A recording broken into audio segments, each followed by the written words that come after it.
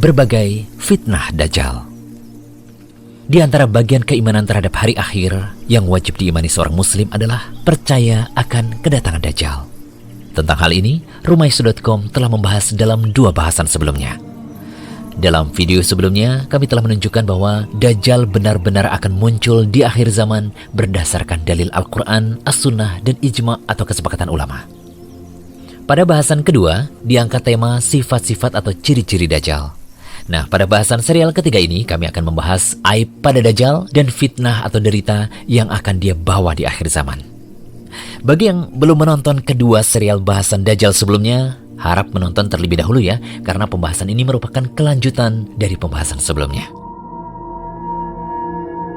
Perlu diingat bahwa Dajjal itu penuh aib.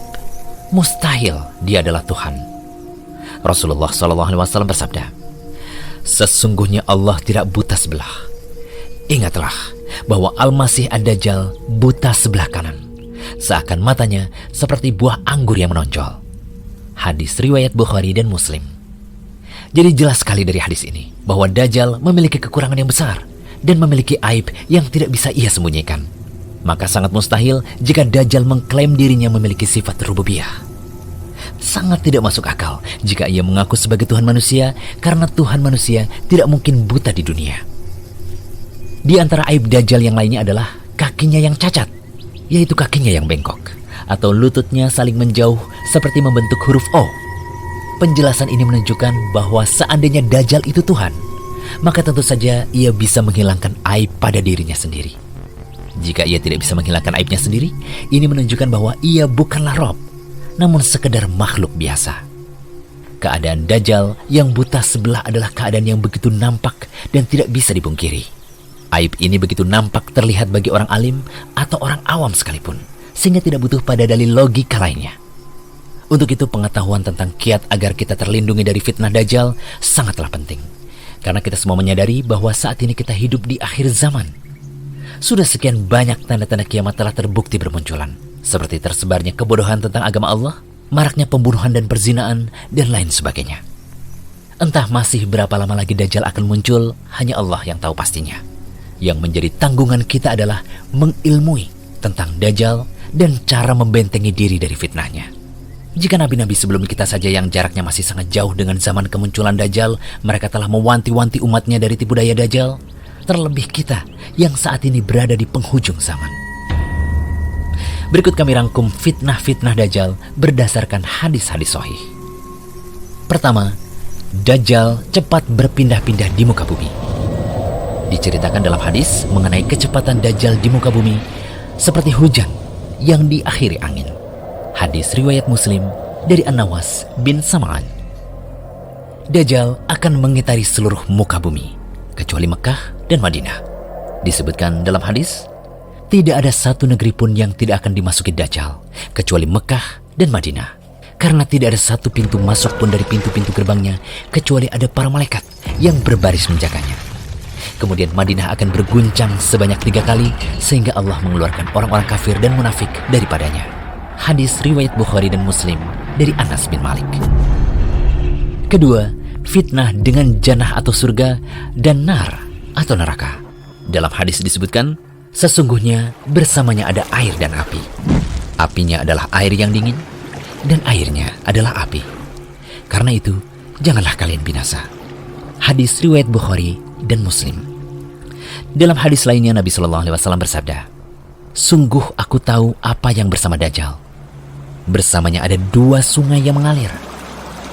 Salah satunya secara kasat mata berupa air putih, dan yang lainnya secara kasat mata berupa api yang bergejolak. Bila ada yang menjumpainya, hendaklah mendatangi surga yang ia lihat berupa api, dan hendaklah menutup mata. Kemudian hendaklah menundukkan kepala lalu meminumnya, karena sesungguhnya itu adalah air dingin." Hadis riwayat Muslim. Ketiga, Dajjal meminta tolong pada setan. Tidak diragukan lagi bahwa Dajjal telah berkongsi dengan setan. Dan sudah amat maklum bahwa setan tidaklah mungkin mengabdi kecuali pada orang yang benar-benar sesat dan mengabdi pada selain Allah. Perhatikan hadis berikut. Di antara fitnah Dajjal adalah ia akan berkata kepada seorang Arab, "Pikirkanlah olehmu, Sekiranya aku dapat membangkitkan ayah dan ibumu yang telah mati, apakah kamu akan bersaksi bahwa aku adalah Robmu? Laki-laki Arab tersebut menjawab, ya. Kemudian muncullah setan yang menjelma di hadapannya dalam bentuk ayah dan ibunya. Maka keduanya berkata, wahai anakku, ikutilah dia. Sesungguhnya dia adalah Robmu. Kemudian yang keempat, benda mati dan hewan pun patuh akan perintah Dajjal. Disebutkan dalam hadis, ia mendatangi kaum dan menyeru mereka, dan mereka pun menerimanya. Ia memerintahkan langit agar menurunkan hujan, lalu langit pun menurunkan hujan. Ia memerintahkan bumi agar mengeluarkan tumbuh-tumbuhan, lalu bumi pun mengeluarkan tumbuh-tumbuhan. Lalu binatang ternak mereka pergi dengan punuk yang panjang, lambung yang lebar, dan kantong susu yang berisi. Lalu kehancuran pun datang. Kemudian ia berkata kepadanya, keluarkan harta simpananmu. Lalu harta simpanan itu mengikutinya seperti lebah-lebah jantan. Hadis riwayat Muslim. Kemudian yang kelima, Dajjal membunuh seorang pemuda. Rasulullah SAW pernah berbicara panjang lebar tentang Dajjal. Sebagiannya disebutkan dalam hadis berikut. Dajjal datang dan diharamkan masuk ke jalan Madinah. Lantas ia singgah di suatu lokasi yang tidak ada tetumbuhan dekat Madinah.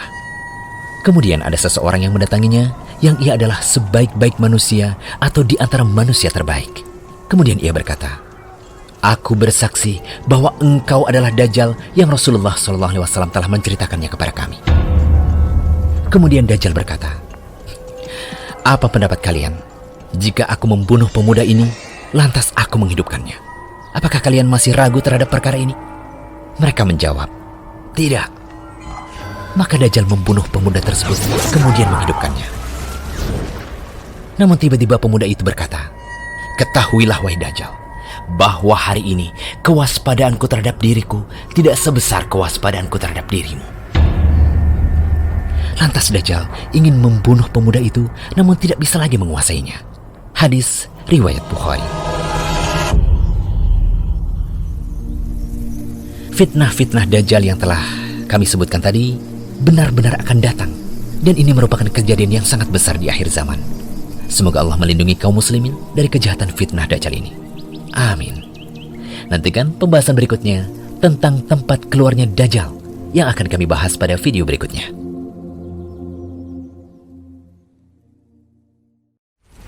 Jangan lupa kunjungi rumaiso.com, update setiap hari, insya Allah.